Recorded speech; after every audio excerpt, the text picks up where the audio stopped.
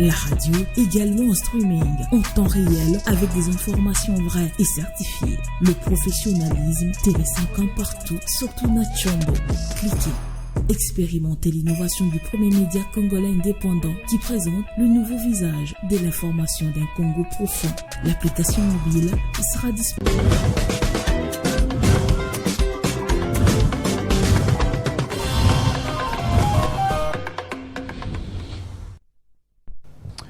Notre invité pour parler de ces rapports alarmants de la CIMOCEL. Je reçois pour vous sur ce plateau Luc Lotala-Kiadi, coordinateur national de cette synergie d'émissions d'observation citoyenne des élections, la CIMOCEL. Bonjour et bienvenue. Merci, bonjour. Merci de nous faire cet honneur, en tout cas, pour parler encore une fois des élections. Mais ça fait quand même déjà plus de 8 mois qu'il y a élections. On est parti des contestations et contestations, et il y a beaucoup de rapports. Et pourquoi la CIMOCEL produit d'autres rapports aujourd'hui? D'abord pour plusieurs raisons, parce que, vous le savez, chaque mission d'observation électorale est obligée de produire un rapport final à la fin. Mais en même temps, notre processus électoral n'est pas encore arrivé à terme. Vous savez que dans le Rutshuru, les élections ne sont pas encore organisées, dans le Masisi, dans le Masimanimba, dans le Yakoma. Et puis, il reste encore beaucoup de défis avec l'élection des bourgmestres et des maires qui continuent à défrayer la chronique. Mais en même temps, de l'autre côté, la fin des élections qui marquent ce qu'on appelle la période électorale ouvre la voie à la période post-électorale, à toutes les réformes. Donc, on pense déjà comment est-ce que le processus électoral à venir pourrait être amélioré, comment on pourrait corriger, qu'est-ce qu'il faut corriger. Donc, il y a tout ce travail d'évaluation sur lequel on est.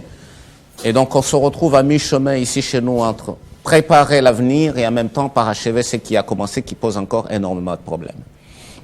Alors, ces rapports disent quoi? Entre les lignes, hein, pour ceux qui nous suivent, qui aimeraient bien, parce que nous savons que la CENCO a produit son rapport, les églises de réveil et tout, et aujourd'hui, la CIMOCEL, cette grande synergie citoyenne, que dit ces rapports? Alors, ce rapport, c'est un peu un avant-goût du rapport final qui doit sortir le 23. Et ce mois? Oui, de ce mois. Et Télé 50 sera invité, hein, parce que Télé 50, c'est un partenaire qui nous permet de sensibiliser les parties prenantes, de relayer la bonne information. Donc, Télé 50 sera informé. Et ce rapport, il est un peu particulier dans la mesure où il a cadré seulement le respect du cadre normatif. Il était question de se poser la question, est-ce que la gestion des opérations a respecté la loi et les principes directeurs? Et donc, nous avons observé 29 opérations depuis le début, ça veut dire depuis les réformes jusqu'à la fin des contentieux, hein, au mois de mai. Et donc, ça faisait 29 opérations sur lesquelles on se pose cette question. Est-ce que la gestion des opérations a respecté la loi et ce qu'on appelle les principes directeurs des élections démocratiques? Mais en même temps, est-ce que les parties prenantes dans leur comportement ont respecté la loi ou l'ont violée à tout vent? Alors, du point de vue de l'observation, c'est un travail sur lequel on est revenu mensuellement déjà. Télé 50 nous a accompagnés en ça. Nous nous sommes retrouvés dans une situation un peu en discordance totale avec la CENI, par exemple, qui se jette des fleurs. Et la CENI qui conteste les rapports qui sont sortis avant nous. Et donc, on se dit, mais est-ce que il y a moyen de voir un peu ce que pensent les parties prenantes? Nous, les missions d'observation, nous avons observé les élections. Nous avons l'impression que les choses se sont vraiment très mal passées. De manière générale? De manière générale, très mal passées. Et donc, nous nous sommes dit, il est important d'interroger les différentes parties prenantes. Nous avons donc fait ce qu'on appelle la consultation des différentes parties prenantes dans les 26 provinces du pays, sur un échantillon plus ou moins de 690 participants, de la société civile, partis politiques de l'opposition, de la majorité, les institutions, les syndicats, les confessions religieuses. Et donc finalement pour nous, il fallait voir sur les 29 opérations que nous avons suivies, quelle était la perception, le regard, le ressenti des gens par rapport au déroulement, à la gestion des élections. Et là, les gens, l'échantillon là, ouais, tout ce que vous dites là, c'est composé aussi des candidats malheureux, c'est ça? Oui, ou, en fait, ou des partisans des candidats malheureux. C'était flottant. Est-ce que ça ne peut pas être biaisé si vous allez poser des questions aux gens qui étaient en course ou leurs militants? Parce que quand vous parlez de société civile, parties prenantes et autres, là, c'est des Congolais en âge de voter. C'était flottant. C'était flottant. Oui. Très bien, allez-y. Le flottant veut dire effectivement qu'il fallait intéresser les candidats qui ont gagné, les candidats qui ont échoué. Parce qu'il faut avoir le point de vue de tout le monde. Tout à fait. Et donc, il fallait aussi avoir les partis de l'opposition, les partis de la majorité, voyez-vous. Donc, c'était assez flottant, où on envoyait aux responsables des structures, des plateformes, et eux devaient relayer pour voir qui répond à leur côté. Alors, de façon assez globale et de façon assez stupéfiante, c'est que les conclusions qui découlent de ces consultations des parties prenantes rejoignent totalement les constatations et les conclusions des observations que nous avons faites.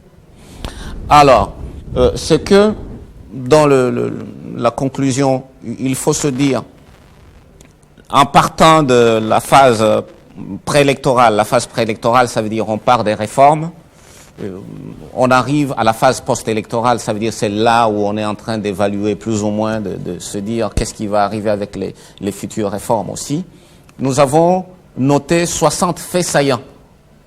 Ces 60 faits saillants, pour expliquer, ça veut dire c'est des faits qui ont été observés, qui n'ont pas globalement respecté la loi et qui n'ont pas globalement respecté ce qu'on appelle les principes directeurs. De tous côtés. Du côté l'organisateur oui, et les acteurs. Oui, alors ces faits saillants portent à la fois sur la façon de la CENI de gérer, sur la mise en place de la loi. Et la loi, on sait que ce n'est pas la CENI, c'est l'Assemblée nationale, n'est-ce pas?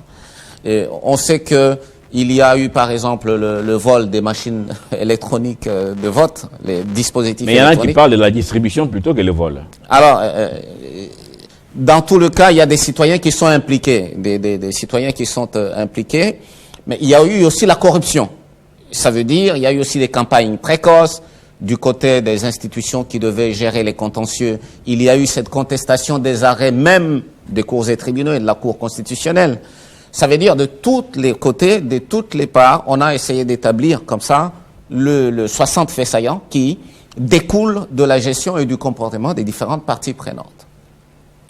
Ces 60 faits saillants qui sont en fait, exigent des défis. Les défis, c'est qu'est-ce qu'il faut faire pour corriger ces faits saillants, ces défaillances en fait de gestion du processus électoral, afin qu'on arrive au respect du cadre normatif et au respect de ce qu'on appelle les principes directeurs. Et ce sont les défis qui concernent à la fois la CENI, l'Assemblée nationale, les cours et tribunaux, et qui vont porter sur les réformes qui viennent, et même le comportement des partis politiques, partis regroupements politiques à un certain moment, qui ont refusé de donner des documents qui pouvaient permettre que leurs candidats aillent en contentieux. Alors, les rapports sont toujours produits. Hein. Ouais. Nous sommes, si ma mémoire est bonne, à notre 5e cycle. On a 2006-2011. Quatrième. Ouais. 5e, c'est 2028. Ouais. Cycle électoral. À chaque fois, c'est la même chose. Ouais. C'est la même chanson. Ouais. On avait les mêmes voix, on ouais. a triché, ouais. on a nommé des gens. Je dis bien à chaque fois. Ouais. Qu'est-ce que vous, après vos nombreuses observations, d'ailleurs c'est important, vous êtes déployé dans toutes les provinces, ce qui est, en tout cas, félicité, c'est un travail énorme. Ouais. Qu'est-ce que vous proposez? Qu'est-ce que les acteurs vous disent? Quel type d'élection devons-nous avoir? Hein? Quel type de loi à mettre en place? Est-ce que les lois actuelles sont bonnes ou elles favorisent tout ce qu'on a vu là, machine à voter entre les mains des gens qui sont exclus, des gens qui sont mécontents? Qu'est-ce qu'il faut faire finalement pour qu'il n'y ait pas autant de contestations? C'est vrai qu'ailleurs aussi, les gens contestent les élections, mais ce n'est pas comme chez nous. Chez nous, j'ai vu des pères de famille pleurer. Il y a des gens qui sont même prêts à se donner la mort, ouais, déjà ouais. validés par la CENI et invalidés par la Cour, ou vice-versa aussi. Qu'est-ce que vous, comme grande mission d'observation, proposez finalement pour que 2028 soit différent de 2023, par exemple? Oui, alors d'abord, on a des propositions qui sont qu'on appelait les défis, hein, c'est ça, ouais. effectivement, les défis. Mais il est important de souligner, hein, en embrayant sur ce que vous étiez en train de dire tout à l'heure, sur le fait que nos processus électoraux sont en train, en quittant 2006, on a plongé et le dernier processus vraiment est en train de nous mener dans le gouffre. Comme ce qu'avait dit le cardinal Lambongo, lui a dit ça. On n'est pas loin d'arriver à la conclusion qui dit qu'on est en train d'aller dans un gouffre où on perd tous les repères de ce qu'on appelle démocratie. Parce que les derniers processus électoraux ici nous a mis dans une situation telle que, même dans la mentalité du simple citoyen, on se demande à quoi servent les élections. Parce que les élections, c'est la loi, c'est le respect du droit de vote. Que celui qui vote se dise, lorsque je vais voter, la personne que je vais voter, c'est un pouvoir que je donne. Le vote, c'est le pouvoir du peuple, c'est ça qui exprime la souveraineté. Et donc, il y a deux principes qui sont aux antipodes. L'égalité des candidats devant la loi et devant les procédures, le pouvoir de l'électeur pour sanctionner ou pour gratifier le candidat qui lui paraît le plus méritant. Parce que toute la démocratie se joue sur ces deux principes. Et nous sommes dans un principe, nous sommes dans une situation où et les droits des candidats et les droits des électeurs sont complètement bafoués. Et là, on a 64 situations et la situation est devenue totalement difficile. Ce qui fait que pour nous, la première chose, devant une telle catastrophe, il faut le dire, on s'étonne de ce que la mentalité de la plupart des gens, c'est de se autocongratuler et de dire ah, nous avons organisé les Jeux Olympiques. Kadima n'a pas le droit de dire. D'ailleurs, il était au Venezuela comme expert pour partager les expériences. Même si là aussi, au Venezuela, il y a un problème avec l'Occident qui n'est pas toujours d'accord avec celui qui a été réélu président de la République. Donc, Kadima n'avait pas, donc, selon vous, le droit de dire « j'ai organisé de bonnes élections ». En tout cas, sans personnaliser. Déjà, le fait de dire « j'ai organisé de bonnes élections », pose un problème moral, parce que la CENI, c'est toute une machine. Sans entrer dans les personnalisations, déjà cette phrase elle-même, elle est suffisamment maladroite. Il faut constater que la CENI perd de plus en plus conscience de ce que ça veut dire organiser les bonnes élections. Et quelle est sa responsabilité dans l'organisation des bonnes élections. Et là, il n'y a pas que la CENI. Il y a les autres institutions, on parlera de la Cour constitutionnelle. Pour faire une petite comparaison, on peut se dire que toutes les CENI ont droit à des erreurs, mais les garde-fous pour que les élections soient préservées au-delà des erreurs de la CENI, ce sont les cours et tribunaux, notamment la Cour constitutionnelle. Si on prend le cas du Kenya, on a vu comment plusieurs fois la Cour constitutionnelle a pu. Mais ici aussi, on a une Cour constitutionnelle sur laquelle il y a beaucoup à dire. Même au Sénégal, la Cour avait empêché absolument. Les reports des élections. Absolument. On sent qu'elle était complètement indépendante et elle agit en âme et conscience en disant le droit. On a encore des gens qui aiment leur pays. On a encore des gens qui se disent le salut du peuple est dans le respect du peuple. Parce que ne pas respecter les élections, c'est bafouer les droits du peuple. Je signale, j'ai dit, d'abord, c'est l'égalité des candidats devant la loi, devant les procédures, dans la gestion des opérations, et surtout le respect du droit des électeurs, parce que les électeurs, ce qu'on appelle l'électorat, qui sont dans le fichier électoral, c'est lui le peuple souverain. Et lorsque on regarde les faits saillants, on se rend compte effectivement que le grand danger, c'est qu'on a des acteurs à tous les niveaux qui se donnent à cœur joie de violer les lois, de violer les droits des candidats, de violer les droits des électeurs. Donc, ce à quoi nous appelons, ce à quoi la CIMOCEL appelle, c'est vraiment au grand réveil, parce que ce que nous sommes en train de tuer, c'est le sens moral de notre capacité en tant que peuple à se dire quelle est l'importance des bonnes élections, comment c'est obligatoire de gérer ces bonnes élections, et qu'est-ce que ces bonnes élections vont apporter. Parce que c'est ça, sinon si nous habituons à organiser chaque fois des élections qu'on dit démocratiques et qui n'en sont même pas, on serait tenté de dire peut-être qu'il vaut mieux ne pas en avoir du tout. Alors, je suis sur ma soif en tout cas. Qu'est-ce que vous proposez? Nous proposons d'abord des bonnes réformes. À tous les niveaux. À tous les niveaux. Et c'est pour ça qu'il va falloir maintenant...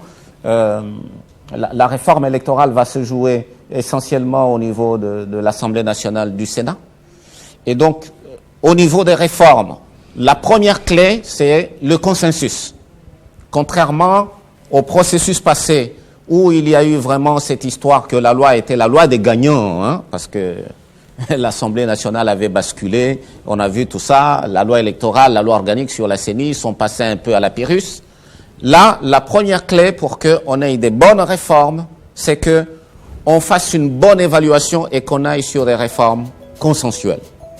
La deuxième chose que nous proposons, c'est qu'on donne de la place à la société civile et aux missions d'observation sur les recommandations qu'ils ont faites, qui sont de nature à améliorer sensiblement la qualité de nos lois et la qualité de nos élections. Évidemment, il va y avoir dans cela, il y a plusieurs... paramètres qu'il va falloir regarder, notamment la façon dont les membres de la CENI sont élus, parce qu'on sait quelle guéguerre a existé à la CENI là-bas entre les gens qui viennent de plusieurs tendances et qui passent leur temps à se quereller.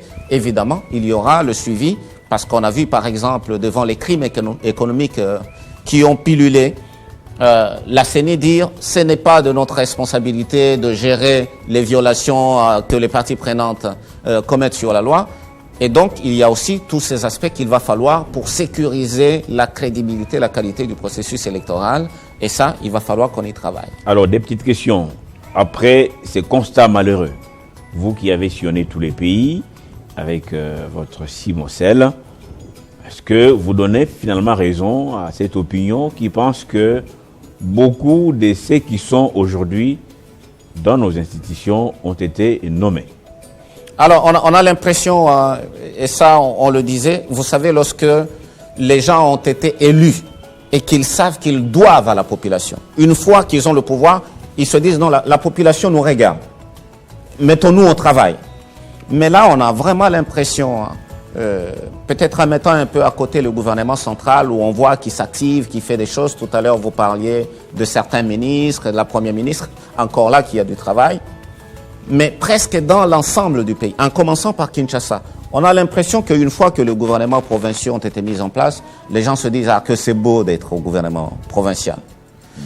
Partout, il n'y a pas de plan d'action, parce que lorsqu'un gouvernement est en place, c'est d'abord le plan d'action du gouvernement, qu'on appelle le PAC. Ensuite, il y a le plan d'action prioritaire qui doit être défendu. Ensuite, on sent que les gens s'activent, ils veulent absolument changer les choses. Mais actuellement, on a quasiment l'impression, d'après les informations qui nous remontent de plusieurs provinces, même les simples réunions des ministériels dans les provinces ne se tiennent pas.